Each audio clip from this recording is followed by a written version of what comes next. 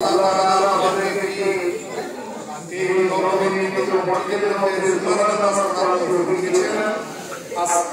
এই জমিটা আর সাধারণ কোনো জমি নয়। এখানে যখন বান্দার সিজদা করে প্রত্যেকটি বান্দা আল্লাহু আকবার আল্লাহ মুহাম্মাদের সিজদা দিবে, সিজদার মধ্যে গিয়ে বলবে সুবহান রাব্বিয়াল আ'লা। আল্লাহ তোমার পবিত্র ঘোষণা করছি তুমি সুবহান। বান্দা রাখবে সিজদার মধ্যে একবারে হবে ওই মধ্যে জমিনের মধ্যে তখন এই জমিনটা আর সাধারণ জমির মতো থাকবে না, তখন এটার সম্পর্ক খানায়ে কাবার সাথে হয়ে যাবে, বাইতুল্লাহর সাথে এটার সম্পর্ক হয়ে যাবে, এটা বাইতুল্লাহর একটা অংশ হয়ে যাবে। এটা সাধারণ কোনো নয়, আজ থেকে এটা আল্লাহর ঘর, বাইতুল্লাহ একটা জুজ, একটা অংশ, একটা পার্ট হয়ে যাবে এই মসজিদখানা। অতএব আল্লাহর কাছে শুকরিয়া আদায় করছি যে আল্লাহ আমাদের মাধ্যমে একটা জায়গাকে আল্লাহ মসজিদ বানিয়ে দিয়েছে। মসজিদ আমরা এটা সকলের সহযোগিতা নিয়ে এই মসজিদখানা হয়েছে। আমি একটি কথা বলবো এখানে। দেখুন, আমাদের পশ্চিম সমাজে আগে মসজিদ ছিল, এখন সেই মসজিদ বিরাজমান আছে। আমি স্পষ্ট ভাষায় এটা বলেছি যে আমি তো আর এই গ্রামের ছেলে, আমি সোনার কথা চট্টগ্রামে বলিনি। আমাকে জন্ম দিয়েছে এই পশ্চিম সমাজ, কিন্তু আমাকে মানুষ বানিয়েছে চট্টগ্রামে। আমি বালেগ হওয়ার পর থেকে এই পশ্চিম সমাজের জুমার নামাজ আজকে প্রকল্প করছে। আমি জুমার নামাজ বালেগ হওয়ার পর থেকে আজকে পড়েছি। তো দীর্ঘদিন পর্যন্ত ওই মসজিদের যে স্ট্রাকচার আপনারা দেখেছেন, এটা কিভাবে গঠিত হয়েছে, কিভাবে নির্মাণ করা হয়েছে, আপনারা আমার চাইতেও বেশি আপনারা জানেন। আমাদের এই পাশে অনেক বাড়ির সৃষ্টি হয়েছে। দক্ষিণ থেকে আমাদের সেই মসজিদের মধ্যে যাওয়াটা এদের জন্য একটা ডিস্টেন্সটা বড় হয়ে গিয়েছে। দীর্ঘদিন পর্যন্ত আমার ছিল যে আমরা একটা মসজিদ মাদ্রাসা, এটা আমাদের ওই কবরস্থানের সামনে যে জায়গা রেখেছে সেই জায়গার মধ্যে নেওয়ার আমার একটা প্ল্যান ছিল। এটা আমি আমার ভাইদের বলেছিলাম, এবং এই পাশে যারা ঘর করেছেন এরাও আমাকে বলেছেন এখানে যদি একটা মসজিদ হয়, মসজিদ ভালো হবে। সেই জন্য আপনি শুরুতেই এই কথাটা বলছি যে আমাদের মূল যে মসজিদ আছে সেই মসজিদের সাথে আমাদের কোনো দ্বন্দ্ব নাই, আমাদের কোনো দ্বন্দ্ব নাই। আপনারা এই মসজিদের নামাজ পড়বেন, সেই মসজিদের নামাজ পড়বেন, এটার সাথে এমনি কোনো সম্পর্ক নয়, বরং এটাও মসজিদ আল্লাহর ঘর, এটাও আল্লাহর ঘর মসজিদ। আমাদের অন্য কোনো কারণ থাক বা না থাক, একদিন না একদিন এই এলাকাতে একটা মসজিদ হতো, যেটা 1 বছর পরে হওয়ার কথা সেটা 1 বছর আগে আল্লাহ করে দিয়েছে। এগুলো সবগুলো আসে কার পক্ষ থেকে? আল্লাহর পক্ষ থেকে। এখানে একটা মসজিদের মধ্যে বাঁশ দেওয়ার অধিকার কারণে যদি আল্লাহ হুকুম না হয়, তাহলে আপনি মনে করুন, আপনি এটা বলবেন না যে আমি মসজিদের মধ্যে এই জিনিসটা দিয়েছি, বরং আপনি এটা মনে করবেন যে আল্লাহ তাআলা এই মসজিদে দান করার মতো যোগ্যতা আমাকে দিয়েছে, আর আল্লাহ আমার থেকে গ্রহণ করেছে। আমি দিয়েছি না, আল্লাহ আমাকে যোগ্যতা দিয়েছে। আল্লাহ, আমি যখন আমার হয়েছে সেই অবস্থার মধ্যে আমরা উলঙ্গ ছিলাম। এখানে কেউ কি একটা সূত্র নিয়ে এসেছেন? আমরা কেউ একটা সূত্র আনিনি, আমরা পুরা উলঙ্গ ছিলাম। এই উলঙ্গ থাকা অবস্থায় আমরা দুনিয়াতে এসেছি। দুনিয়াতে আসার পরে আমরা যা পেয়েছি এগুলো আমাদের নয়, সবগুলো দয়াময় খোদা আমাদেরকে দান করেছেন। আমরা যা কিছু মসজিদে দিচ্ছি এটা আল্লাহর দেওয়া জিনিস থেকে আমরা দিচ্ছি। আল্লাহ দেওয়ার পরে আল্লাহ পরীক্ষা করেন বান্দাকে। আজকে মসজিদের জন্য যখন তদবির হয়েছে, ব্যক্তিকে বন্টন করতে দেয়, তবুও যদি যথার্থভাবে কেউ যদি বন্টন করে, আরেকবার যখন তবুর বন্টনের নাম আসবে তখন ওই ব্যক্তির নাম আসবে। একটু আমার দিকে খেয়াল করছেন, ওই ব্যক্তির নাম আসবে কি না? আসবে। কিন্তু যদি কোনো বান্দা আজকে তবুর দিয়েছেন মানুষকে 200 প্যাকেট, 100 প্যাকেট নিজে রেখে দিয়েছেন, 100 প্যাকেট বিলিয়েছেন, ভবিষ্যতে আপনারা তাকে আর বন্টনের দায়িত্ব দেবেন? একটু জোর বলেন, বন্টনের দায়িত্ব দেবেন? আল্লাহ জানেন এ বান্দা তুমি চলার জন্য মাত্র তোমার ইনকাম থেকে 50,000 টাকা দিলেও চলে, কিন্তু আমি আল্লাহ দয়া করে তোমাকে 7 লাখ, 5 লাখ, 3 লাখ মান্থলি ইনকাম দিয়েছি। তোমাকে 1.5 লক্ষ টাকা, 2 লক্ষ টাকার মতো সেই ব্যবস্থা আমি আল্লাহ করে দিয়েছি। এগুলো সবগুলো তোমার জন্য দিই।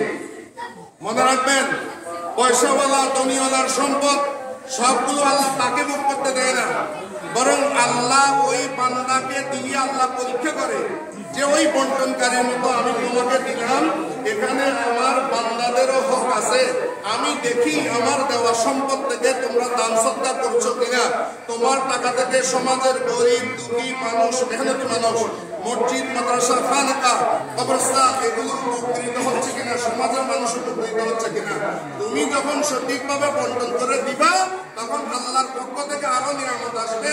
আর যদি ধনী হওয়ার পরে তুমি যদি সেগুলো কুক্ষিগত করে রাখো, তাহলে আল্লাহ আগে আর তোমার সম্পদ দিবে না, তোমাকে বন্টনকারী বানাবে না, বরং ওই সম্পদটা আল্লাহ রাব্বুল আলামিন আরেক বান্দার কাছে ট্রান্সফার করে দেবে। এটাই হচ্ছে আল্লাহর ইউনিক। অতএব এখানে যারা দিয়েছেন বুঝবেন কে দিয়েছেন, কে দিয়েছে, আর আল্লাহর কাছে শুকরিয়া আদায় করবেন, আল্লাহ তুমি আমার কাছ থেকে এটা গ্রহণ করেছিল, মসজিদ নামে একটা ওসিলা দিয়ে এটা গ্রহণ করেছো, সেই জন্য আজকে যারা এই মসজিদকে খুব দ্রুত, আমি কল্পনার বাহিরে ছিল, এরা এত দ্রুত সুন্দর কারখানাগুলো চলে এসেছে, মসজিদের সুন্দর ব্যবস্থা হয়ে গেছে, আজকে মসজিদ বরকত হয়ে গেছে মসজিদে। সেই জন্য আল্লাহর দরবারে আবার শুকরিয়া আদায় করি। আমার নবী বলেছেন, মান লাম ইয়াশকুরিন নাস লাম ইয়াশকুরিল্লাহ, যে বান্দার শুকরিয়া আদায় করতে পারে না সে আল্লাহরও শুকরিয়া আদায় করে না।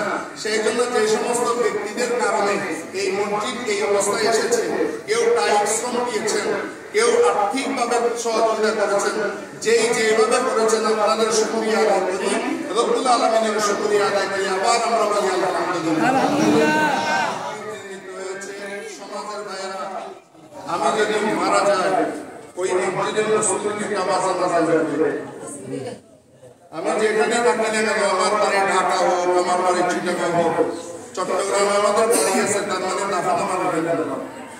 আমার আব্বা ইন্তেকালের পরে আমাকে বলেছিল ওনার কবরে যেন আমি বলিউল্লাহ শাহ রহমাতুল্লাহর মাজারের পাশে দিই। আমাকে অসুস্থ অবস্থা বলে গেছে, সেই ওসিলা আমি রাখিনি আব্বা, কারণ আমি যদি সেখানে তাকে দাফন করতাম হয়তো আজকে আমি এখানে ফতোয়া দিতাম না। ওনাকে দাফন করার এখানে উদ্দেশ্য হচ্ছে যে এটার সাথে আমাদের গ্রামের সাথে একটা সম্পর্ক থাকবে এবং আব্বার পাশে একসময় আলোচনা শুরু হবে। ওই মসজিদের কোন মুসল্লি মারা গেলে সকলে যাবেন, আবার আমরা মারা গেলে তারাও আসবে। ওরা আমাদের মুসলিম ভাই, সমাজের ভাই, রাত পোহালে তারা দেখবে আমার জানাজার কাঠ তারা দেবে। এখানের মধ্যে কেউ কোনো প্রকারের দ্বিধামত রাখবেন না, কারোর সাথে হিংসা বিদ্বেষ এটা রাখবেন না। সমাজের মধ্যে সবচেয়ে ভালো মানুষ কে জানেন? সমাজের মধ্যে সবচাইতে ভালো মানুষ ওই ব্যক্তিটা, যে ব্যক্তিটার সমাজের মধ্যে সবচাইতে ভালো মানুষ ওই ব্যক্তি যেই ব্যক্তির দ্বারা সমাজে কোনো ক্ষতি হবে না। আপনি মুসলমান, কিন্তু আপনার নির্যাতনে অনেক মানুষ সমাজে থাকতে পারছে না, আপনার মতো কোনো কেউ নেই। আরেকজন হিন্দু, সে হিন্দু হোক, বৌদ্ধ হোক, খ্রিস্টান হোক, সে কোনো মানুষের ক্ষতি করে না, বরং মানুষের উপকার করে। আমার নবীজি বলেন, খায়রুন নাস মান ইয়ানফাউন নাস, যে মানুষের উপকার করে সে সবচাইতে বেস্ট ম্যান, সবচাইতে ভালো মানুষ হচ্ছে ওই ব্যক্তি যে মানুষের উপকার। মনে মনে চিন্তা করবেন, আমি কয়জন মানুষের উপকার করতে পারি, কয়জনের রিজিক মানি পেয়েছি এটা নয়, কয়জনের রিজিক পেয়েছি সেটা নয়, বরং চিন্তা করবেন আমি কয়জন মানুষের রিজিকের ব্যবস্থা করতে পারছি, আমি কয়টা মানুষকে চাকরি দিতে পেরেছি, আমি কয়টা মানুষকে তার সুন্দর পরিবারের মধ্যে হাসি ফুটাতে পেরেছি।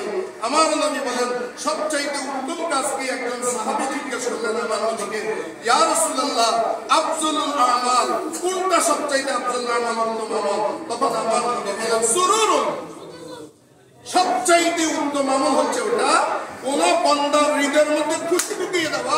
ওই বান্দা যখন তোমার উপকার পাবে, মুখে যখন হাসি আসবে, আল্লাহর কাছে সবচাইতে প্রিয় আমল হচ্ছে সেটা। কারণ কি জানেন? আল খালকু ইয়াল্লাহ, এই সৃষ্টি জগৎ হচ্ছে আল্লাহর পরিবার, এটা হচ্ছে আল্লাহর ফ্যামিলি, এটা আল্লাহর পরিবার। এই আল্লাহর পরিবার বা কুকুরও আল্লাহর পরিবারের একটা সদস্য, বিড়ালও আল্লাহর পরিবারের একটা সদস্য। মানুষ তো আস্তাগফিরুল্লাহ পরিবার, যেখানে কুকুর বিড়াল পর্যন্ত আল্লাহর পরিবারের সদস্য, সেখানে মানুষের কি অবস্থা হবে? আমি বুখারী শরীফ, এই বুখারী শরীফের মধ্যে একটা তকরার রয়েছে, বারবার আমরা ছেলেদের থেকে পড়াই বারবার। যেই পৃষ্ঠার মধ্যে, একই পৃষ্ঠার মধ্যে দুটি ঘটনা আছে। আমি এটা বলার পরে মসজিদের কিছু আলাপ নিয়ে কথা বলবো, এরপরে ইনশাআল্লাহ ভাইদেরকে আমি সুন্নতের মক্কাদা পড়ার জন্য আমি সুযোগ করে দিলে তারপর বলতে হবে, এরপর আমরা জন্য নামাজ পড়বো। এখানে অনেক নিয়ম আমি জানি, কিন্তু আমি আমার মতো পড়ে যাব, পরবর্তী ফকিররা সেই ব্যাপারে পড়াবেন ইনশাআল্লাহ। আপনারা এটা জানেন, একটা কুকুর, বুখারী শরীফের হাদিস, কূপের পাড়ে পানির পিপাসা, জিহ্বা তার লম্বা করে রয়েছে, এখন পানি না পেলে সে মারা যাবে। একজন খারাপ মহিলা দেহ ব্যবসা করে, সেই মহিলা সারা রাত খারাপ কাজ করেছে, পুরা শরীর এখন তার নাপাক। দেখেন পুরা শরীর নাপাক। আমি আগে বলেছিলাম বক্তব্য মানুষে যে মানুষের সে এই পেশা করে, এই পেশা খারাপ। আমাদের দৃষ্টিতে সবচেয়ে খারাপ ওই ব্যক্তি যে এই পেশার মধ্যে আছে, কিন্তু আপনি তো আরো বেশি খারাপ। নিজের দিকে তাকাবেন, আমাদের হাতে আঙুল কয়টা? 5টা। যখন আরেকজনের দোষ দেখান, আরেকজনের যখন দোষ বর্ণনা করবেন, এইভাবে দেখান আপনার এই দোষ আছে, আপনি একটা আঙুল তার দিকে দিয়েছেন, 3টা আঙুল কিন্তু আপনার একটা আঙ্গুল তার দোষের দিকে দিয়েছেন, 3টা আঙ্গুল কিন্তু আপনার দোষের দিকে আছে। অলরেডি দেখানোর সাথে 3 আঙ্গুল আপনার দিকে ইশারা করতেছে আপনি কেমন মানুষ। অথবা একজনের সমালোচনা করার আগে নিজেকে চিন্তা করবেন, ওই কুকুরটা পিপাসার্থ, পানি না পেলে মারা যাবে। সেই দেহ ব্যবসা করে যে খারাপ মেয়ে, সে তার ওড়নাটা খুলে ফেলল।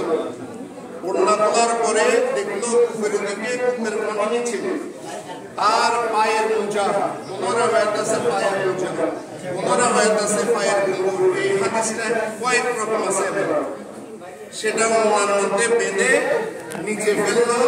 তার ঘুঙুরের মধ্যে ওনারা যখন নিচে গেল, ওনারা চিপে কুকুরের মুখে দিল। কুকুর মৃত্যু থেকে বেঁচে গেল, পিপাসার্থ কুকুর সে বেঁচে গেল। আল্লাহ এত খুশি হলেন, কারণ কুকুর না পাক, কিন্তু আল্লাহর ফ্যামিলির সদস্য। এটা কার সদস্য? সৃষ্টিটা কার? আল্লাহ। সৃষ্টি হচ্ছে আল্লাহ, স্রষ্টা হচ্ছে আল্লাহ। আমরা হচ্ছে আল্লাহর সৃষ্টি, আমাদের স্রষ্টা হচ্ছেন কে? আবার বলুন, আমাদের স্রষ্টাকে আল্লাহ। তো কুকুরকে পানি দেওয়ার কারণে আল্লাহ রাব্বুল আলামিন তাকে আর বেশ্যা নারী রাখেন নাই। আল্লাহ তার জীবনের সব গুনাহ মাফ করে এই কুকুরকে পানি খাওয়ানোর কারণে আল্লাহ তাকে ওলি বানিয়ে দিয়েছেন।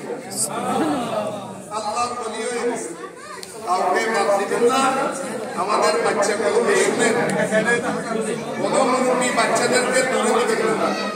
যখন মসজিদের মধ্যে কেউ ছিল না, তখন বাচ্চারা ছিল। আর যখন মানুষ উঠতেছেন, তখন বাচ্চাকে কেন বাইর করতেছেন? এও তো আমার মুসল্লি, যে পরে আসবে সে পরে থাকবে। বাচ্চাটা এতক্ষণ পর্যন্ত আপনার মসজিদ ধরে রেখেছে, যখন মসজিদ শুনেছে বাচ্চাকে বাইর করেছে। এটাও তো একটা বুঝে শুধু। অর্থাৎ যে যেভাবে আসেন বসে যান, আজকে একটু মানুষ বেশি হবে, বসে যান। এটা আমরা কুকুরের ঘটনা শুনলাম, কুকুরের ঘটনা।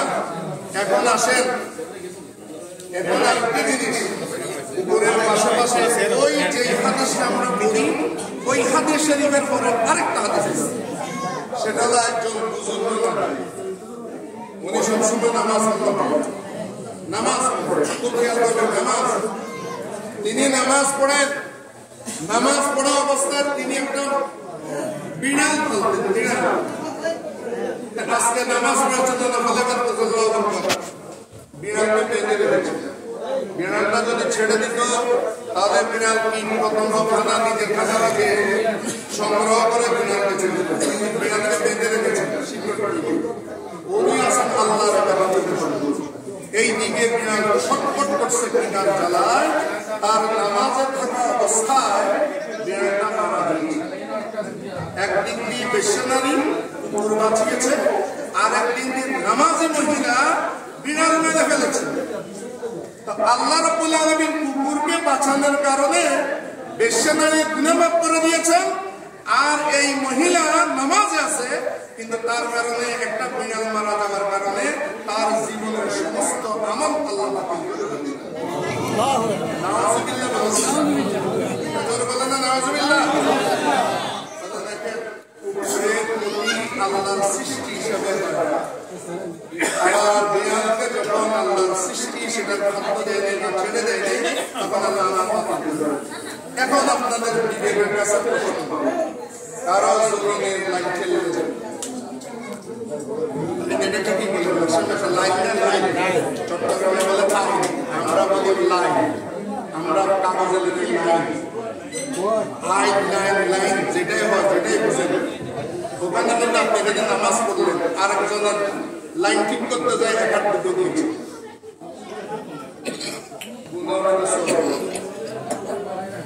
একটা কুকুরকে পানি দিলে যদি সওয়াব হয়, একটা বিড়ালকে মারার কারণে যদি আমল বাতিল হয়। ইসলাম কোন ইসলামের মধ্যে আছে আল্লাহর ওলিদের মাজারের মধ্যে আগুন লাগাই দিলে সওয়াব হয়, মানুষের ঘরে হামলা করলে সওয়াব হয়, মানুষকে হুমকি দিলে সওয়াব হয়, ইমাম সাহেবকে হুমকি দিয়ে মসজিদ থেকে বের করে দিলে সওয়াব হয়? এটা কোন ইসলাম আছে? কোন ইসলাম আছে? ইসলাম তো শান্তির ধর্ম। মনে রাখবেন, একটা হচ্ছে শান্তি, আরেকটা হচ্ছে শান্তি বাহিনী। চট্টগ্রামে একটা আসলে শান্তি বাহিনী। আপনারা ইসলামের শান্তি দিতে চেষ্টা করবেন, শান্তি নিতে চেষ্টা করবেন, তবে শান্তি বাহিনী হতে চেষ্টা করবেন। একটা আছে শান্তি বাহিনী, আমরা কোন শান্তি বাহিনী বা অন্য কোনো কারণে এই মসজিদে আগে হওয়ার প্ল্যান ছিল। আল্লাহর কাছে শুকরিয়া আদায় করি, আল্লাহ শরীফের মধ্যে আল্লাহ আমাদেরকে এখানে সিজদা করার তৌফিক দিয়েছেন। আলহামদুলিল্লাহ। এখানের মধ্যে এক জায়গার ব্যাপারে আমরা বসেছিলাম, ইনশাআল্লাহ শরীয়ত মতে একটা মসজিদ যেভাবে বিনির্মিত হয় আমরা চেষ্টা করবো সেইভাবে ওই আদালতে মসজিদকে পরিচালনা করার জন্য। আমি মেহমান ইজাম যারা এসেছেন আপনাদের শুকরিয়া আদায় করি, এবং এলাকার মানুষের যারা আছেন, একজনের যদি মসজিদ দেয় এটা সম্ভব হয় না। মনে রাখবেন, 10 জনের যদি একসাথে আসে ওটার মধ্যে আল্লাহ ঠিক না বেটে? এখন আমরা মসজিদ দিয়েছি আলহামদুলিল্লাহ, রজব মাসে রজব এটা আল্লাহর কাছে প্রত্যেক রজবের মধ্যে খানায়ে কাবার সাদাত করে রহমত বর্ষিত হয়। খেয়াল রাখবেন রজব কেমন মাস। এই রজবের মধ্যে প্রত্যেক খানায়ে কাবার সাদাত করে আল্লাহর রহমত বর্ষিত হয়। যেগুলো রজবের 3 মাস আমরা এখন জমি নির্মাণ করবো, জমি সাজাবো, তো আমরা এই নির্মাণ 3 মাস পাই। তা আল্লাহ বলেন আমার রহমত মাগফিরাত এতটুকু মিনার নার, এটা রমজানের ব্যাপার, ওইটা হচ্ছে ফসল। ওই ফসল পাওয়ার জন্য একজন ভাই, কৃষক ভাই মাঠের মধ্যে যায়, এখন সে জমি পরিষ্কার করে চারা বপন করবে, কিছুদিন পরে চারা বড় হলে পানি সেচন করবে, 3 মাস পরিপূর্ণ হলে সে ধান কেটে দেবে। এই রজব হচ্ছে চারা লাগানোর মাস। এটা কিসের চারা? ওই রমজানে যেটা রহমত পাবেন ওটার চারা এখন বেশি বপন করতে হবে। এটাকে চারাকে বপন করার জন্য একটা ক্ষেত লাগে, একটা মাঠ লাগে, একটা ফিল্ড লাগে। আল্লাহর মেহেরবানিতে পশ্চিম এই পশ্চিম উস্কড়ার মধ্যে এই বীজ বপনের জন্য একটা মসজিদ হয়েছে। এখন আপনারা এখানে আসি বীজ বপন করবেন আর শবে বরাতের মধ্যে নিজের চোখের পানি ছেড়ে দেবেন। শবে বরাত যখন হবে তখন নিজের চোখের পানি ছেড়ে দিবেন। ওটা হচ্ছে শাবান মাস। এই শাবান মাসের মধ্যে চোখের পানি ছেড়ে নিজের সমস্ত গুনার জন্য আল্লাহর কাছে ফরিয়াদ জানাবেন। অন্তরের মধ্যে যত মরিচ আছে সব মরিচা সাফ হয়ে যাবে। জমিন নিংড়ালে যেমন এটা আগাছা মুক্ত হয়ে ফসলের জন্য উপকার হয়, আপনার নিজের মধ্যে যে ইবাদতের বীজ বপন করেছেন আপনি শাবানে কাঁদবেন, তখন ওই চোখের পানি দ্বারা আপনার কলব শুদ্ধ যাবে। যখন রমজান আসবে তখন আপনি রমজানের মাধ্যমে রহমত, মাগফিরাত, ইদকুম মিনান নার তিনটার আপনি মালিক হয়ে যাবেন। এখান থেকে রজব যখন আসে আল্লাহ আর স্পেশাল খানায়ে কাবার সাদের করে বসেন। খানায়ে কাবার সাদের করে বসেন করেন। ওই খানায়ে কাবার সাদ থেকে যার অন্তরের মধ্যে একটা ফোঁটা আসে ওই ব্যক্তি হজ্জে বাইতুল্লাহ বুঝবেন। ওই ব্যক্তিকে আল্লাহ হাজ হিসেবে আল্লাহর কাছে শুকরিয়া। আমরা রজব মাসে, এছাড়া রজব এটা এমন মাস হিন্দুল ওলি, আতায়ে রাসূল, বান্দা নামাজ, হুজুর খাজা খাজা গরিব নওয়াজ উনি এই মাসের 14 তারিখের মধ্যে জন্ম আর 6 রজবের মধ্যে হিন্দুল ওলি, আতায়ে রাসূল, বান্দা নামাজ, হুজুর খাজা উনি ইন্তেকাল করেছেন। যখন উনি ইন্তেকাল করেন একজন নয় দুইজন নয় 90 লক্ষ মানুষকে তিনি মুসলমান বানিয়েছেন। এগুলো কোন মানুষকে করেছেন জানেন? ওই মানুষ যেই মানুষের হৃদয়ের মধ্যে ছিল মন্দির, যেই মানুষের হৃদয়ের মধ্যে মন্দির ছিল। হিন্দুল ওলি, আতায়ে রাসূল, বান্দা নামাজ, হুজুর খাজা গরিব নওয়াজ কোন একজন মানুষকে মেরেছেন এমন কোন রেকর্ড নাই। কাউকে বোম মেরেছেন রেকর্ড নাই, কাউকে লাঠি পিটা করেছেন রেকর্ড নাই। বরং নিজের আদর্শ সুন্নতে মুস্তাফা এমন ভাবে তিনি প্রচার প্রসার করেছেন, ওনার চেহারার দিকে তাকালে যার অন্তরের মধ্যে মন্দির ছিল সেও মুসলমান হয়েছে। একজন দুইজন নয় 90 লক্ষ হিন্দুকে উনি মুসলমান বানিয়েছেন। কিন্তু ওনার জীবনীটা পড়ে পড়েন কাউকে কোনো হিন্দুকে পর্যন্ত একটি আঘাত করেছেন কোন ইতিহাস হিসেবে আমরা তো মুসলমান, আমরা তো আমাদের থেকে শিক্ষা নেব। আমরা কিভাবে মুসলমান আঘাত করে ইসলাম আঘাত কায়েম করে শান্তি পাইনি ইসলাম এসেছে আল্লাহর ওলিদের আদর্শের মাধ্যমে। সেইভাবে আমরা যাবো। তাও হচ্ছে হিন্দুল ওলি খাজা গরিব নওয়াজের ইস্তেফাত হয়েছে জন্মদিন হচ্ছে 14 রজব। এই মসজিদ নির্মিত হয়েছে মসজিদের প্রথম মসজিদের মধ্যে যখন ঢুকবেন বাহিরে যারা আছে, আচ্ছা মসজিদ আসার ভালো লাগা ভালো লাগার মধ্যে টাইম পাগানের প্রত্যেক ভালো কাজ কুল্লু আমরিন ফি বালিন লাম ইবদা বিসমিল্লাহি ফাহুয়া আফদাল।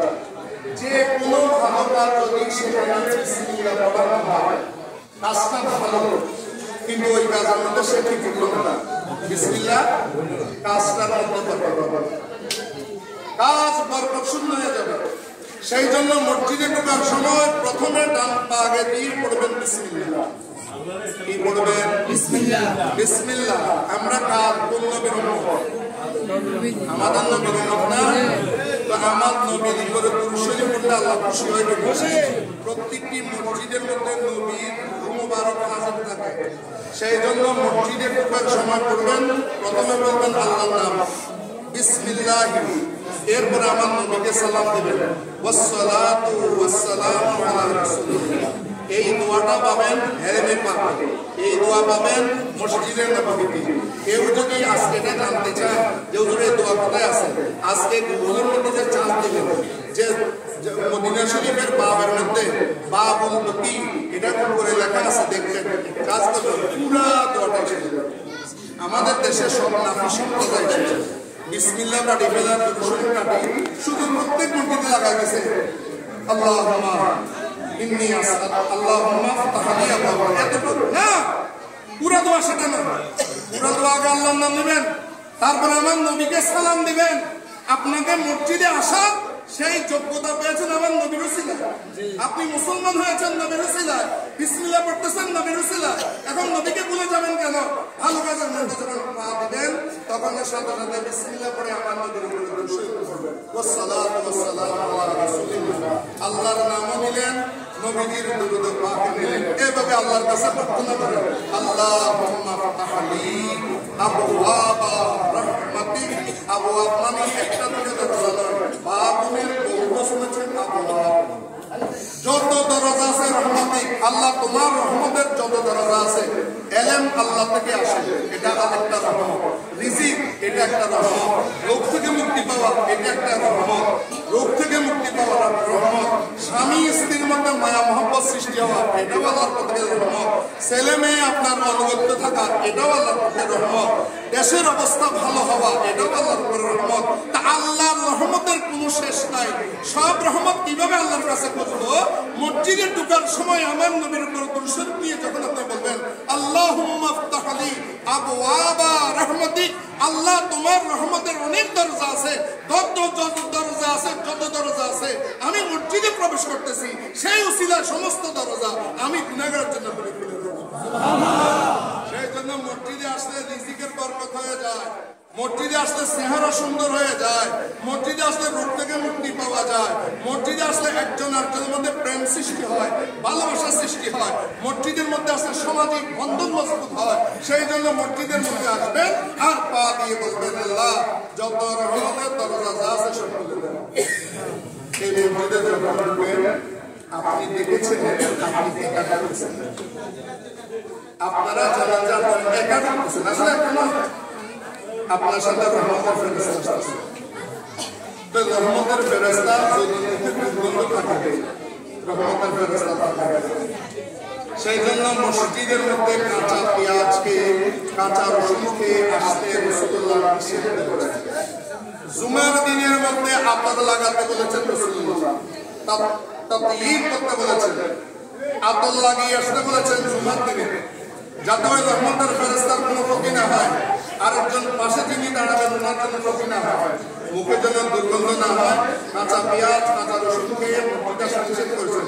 যদি কাঁচা পেঁয়াজ কাঁচা রসুন না, এটা না যায় না, এটা খেতে পারবেন, কিন্তু মসজিদে আসার সময় ভালো করে দেখা আর মেজে তারপর মসজিদে আসতে হবে, যাতে দুর্গন্ধ বের না হয়। এখান থেকে মশালা হলো, এখানে কাঁচা পেঁয়াজের যদি দুর্গন্ধ হয়, সিগারেট খেলে তো দুর্গন্ধ হবে না। সিগারেট খেলে দুর্গন্ধ হয়, সিগারেট খেলে দুর্গন্ধ না, আপেল বিড়ি খেলে, হ্যাঁ তাহলে আপেল বিড়ি খাই কি আসা যাবে? হ্যাঁ, ভালো করে মুখ পরিষ্কার করে তারপরে মসজিদে আসবেন। মসজিদে যখন আপনি ঢুকেন আপনার সাথে সাথে রহমতের ফেরেশতা আপনাকে ধরে ফেলে। আপনি যতক্ষণ পর্যন্ত মসজিদে আসেন ততক্ষণ পর্যন্ত ওই মসজিদের রহমতের ফেরেশতা আল্লাহর কাছে দোয়া করে, আল্লাহ তুমি তার জীবনের গুনাহ মাফ করে দাও। আপনার জন্য দোয়া করতেছে ফেরেশতারা, আল্লাহ তুমি তার জীবনের গুনাহ মাফ করে দাও, আল্লাহ তুমি তাকে সুস্থতা দান করো, আল্লাহ তাকে বেঈমান করে মারিও না, আল্লাহ তাকে ঈমানদার করে মারিও, আল্লাহুম্মা ফিরহু আল্লাহুম্মা ফিরহু আল্লাহুম্মা ফিরহু। এইভাবে দোয়া করতে থাকেন। এই দোয়াটা কতক্ষণ করেন? যতক্ষণ বান্দা কথা না আমি আমাদের মসজিদে গিয়ে ঘুরে দিবে, তুমি ঘুরে দিবা, বিশাল ব্যাপার। এখানে কেউ বলো কিছু দিবেন না, এগুলো আওয়াজ করতে মসজিদের বাইরে। মসজিদে ঢুকেছেন চুপ, এখানে আপনি যখন মসজিদে ঢুকেছেন একজন হবে ইমাম সাহেব, আর একজন হবে মুয়াজ্জিন। আর ঢুকার সময় আমি ইমাম সাহেব মুসল্লি, আমি ইমাম সাহেব মুসল্লি। এখানে আপনার সরদার কি করা, সভাপতি করা, এখানে সেক্রেটারি, নো বেলু বেলুলেস এভরিবডি, সবাই এখানে বেল, সবাই মুসল্লি। সেজন্য আমি বলছিলাম কোনো বাচ্চাকে মসজিদের বাইরে করবেন না। আপনার মুরব্বীরা পরে আসতে করে থাকবে, কিন্তু বাচ্চাকে মসজিদ থেকে বের করার অধিকার নাই, গুনাহ হবে, কবিরা গুনাহ হবে। আপনি বুড়ো মানুষকে তো আমি আনতে পারিনি, আমি আজান দিয়ে আপনি বুড়ো মানুষটাকে তো আগে মসজিদে আনতে পারিনি। আমি ছোট ছেলেকে ডাকি দিই, সে টাকার কাছে যে টাকার আগে এসেছে তাকে মসজিদে কেন বাইর করবেন? অতএব জুমার নামাজ আমার নবী এটাও বলেছেন, কোন একটা বাচ্চা দুষ্টামি করতেছে এটা বলবো চুপ, এটা বলবো নিষেধ। মান কালা উনসুক, তুমি চুপ করো, ফাকাত লাগা, সেও একটা গুণের কাজ করছে। তো তুমি চুপ করো এটা যেখানে বলা যাবে না, কথা বলা সম্পূর্ণ মেহরবানি করে মসজিদে কেউ কোনো প্রকারের আওয়াজ করবেন না। মসজিদের দিকে প্রথমে যদি পূর্ব অবস্থা না হয় এগুলো মসজিদের আদব। আরো মসজিদের অনেক আদব আছে। তারপরে মসজিদের মধ্যে ইবাদতগুলো করবেন, ইবাদতগুলো করে আসার সময় শেষ, আমরা বেশি যাচ্ছি না। তারপরে বের হওয়ার সময় আবার দোয়া আছে, বিসমিল্লাহি ওয়াস সালাতু ওয়াস সালামু আলা রাসূলিল্লাহ আল্লাহুম্মা ইন্নী আসআলুকা মিন ফাদলিক। এটা বলে মসজিদ থেকে বের হবে। যতক্ষণ আছেন এটা আপনার জন্য মনে করবেন, এটা ওই ওপেন দেওয়া জায়গা মনে করবেন না, মনে করবেন যে এটা আল্লাহর মসজিদ। আর মোবাইল আমরা সবাই ইউজ করি, মসজিদে ঢোকার সাথে সাথে এটা বন্ধ করি। আর কোনো একজন ব্যক্তি যদি মোবাইল ইউজ বন্ধ করে কেউ ইচ্ছা কিন্তু মসজিদে মোবাইল খুলে আসে না, তারপরে নামাজরত অবস্থার মধ্যে যখন ইংরেজি উঠলো বা মসজিদে সাথে সাথে ধরবেন আপনার ডাইনার এখানে আছে, আপনার পকেটে মোবাইল আছে, এটার বাটন ফোন বাটন কোথায় সেটা আপনি জানেন, এই হাতটা বা মাথা একটু সরিয়ে ওই বাটনের মধ্যে ক্লিক দিয়ে বন্ধ করে দেবেন, তারপরেও যেন মোবাইলের কোনো আওয়াজ না হয়, মোবাইলের কোনো যেন আওয়াজ না হয়। আর যে সমস্ত ভাইরা, আমি আর আগাচ্ছি না, একেবারে সময় কাছাকাছি, যে সমস্ত ভাইরা যা দিয়েছেন ধন্যবাদ জানাই, এবং ভবিষ্যতে যারা যেটা দিবেন একটু ত্রুটি পরামর্শ করে দেবেন। কারণ দেখেন একজনে যদি কার্পেট দিল, কার্পেটের আর দরকার নাই। এখন আমাদের দরকার কি, একটা খাটিয়ে লাগবে, একটা খাট, একটা খাটে এটা চুক্তি পরামর্শ যখন যেটা লাগবে। তা আমার ধরেন কার্পেট আমি 10টা ফাটাইলাম, এটা তো আমাদের কাজ আসতেছে, এটা লাগবে, তবে এখন কাজ আসছে, এখন কাজ লাগবে একটা খাট লাগবে। এরপরে ইনশাল্লাহ মসজিদের মধ্যে একটা ইসলামিক পাঠাগার হবে, ওই পাঠাগারের জন্য যে আলমারি কিতাব লাগে সেগুলো ইনশাল্লাহ আমি ব্যবস্থা করব, আমি ব্যবস্থা করে দেব। আর আমাদের এখানে একটা খাট লাগতেছে, কোন ব্যক্তি যদি একভাবে দিয়ে থাকেন বা সম্মিলিতভাবে দিয়ে দেন, নাহলে সেটা ইনশাল্লাহ ব্যবস্থা হয়ে যাবে। একটা খাট আমাদের দরকার, আর অনেক কিছু লাগবে, কোনটা লাগবে আপনারা যারা এখানে পরিচালনা আছে তাদের সাথে যুক্তি পরামর্শ করবেন, সকলের সকলকে সহযোগিতা করবেন। আল্লাহ তাআলা কোরআন কারীমে ইরশাদ করেছেন, ওয়া তাআওয়ানু আলাল বিররি ওয়াত তাকওয়া ওয়া লা তাআওয়ানু আলাল ইসমি ওয়াল উদওয়ান। ভালো কাজের মধ্যে পরস্পর সহযোগিতা করবেন। মসজিদ বানানো ভালো কাজ না খারাপ কাজ? জোরে বলেন। এখন আনলেন তো জিনিস, আদব রক্ষা করবেন। মসজিদের মধ্যে ঘরের মধ্যে কোরআন শরীফ নেওয়া ভালো কাজ, কিন্তু কোরআন শরীফ ইজ্জত করতে হবে। আমি সূরা ইয়াসিন একটা লাগাই দিলাম, হ্যাঁ এটা সবের কাজ, কিন্তু সূরা ইয়াসিন এক দেওয়ালে লাগাইছি আর এক দেওয়ালে টেলিভিশন লাগাইছি, ওইখানে হিন্দি ছবি চলে ইজ্জত দিলেন না বেজ্জত দিলেন? এটা ইজ্জত হবে না বেজ্জত হবে? আপনি মসজিদকে বানিয়েছেন নিজের ঘরের সামনে, কিন্তু আজান হয়েছে আপনি ঘরে, ইজ্জত করলেন না বেজ্জত? সেজন্য জামাতে নামাজ পড়া এটা সুন্নতে মুআক্কাদা। আযান হওয়ার সাথে সাথে মসজিদের সবচেয়ে বড় সুন্দর কার্পেট নয়, ঘড়ি নয়, কিছুই মসজিদের সৌন্দর্য না, মসজিদের সবচেয়ে বড় সৌন্দর্য মুসল্লি দ্বারা যেন মসজিদ ভরপুর থাকে, এই ভরপুরের জন্য যা যা প্রয়োজন সেই সহযোগিতার আহ্বান জানিয়ে আমার বক্তব্য এখানে শেষ করলাম। আপনাদেরকে কষ্ট দিয়েছি, সেই জন্য সকলের ক্ষমা সুন্দর দৃষ্টি দেখবেন। ওয়া আখিরু দাওয়ানা আলহামদুলিল্লাহি রাব্বিল আলামিন।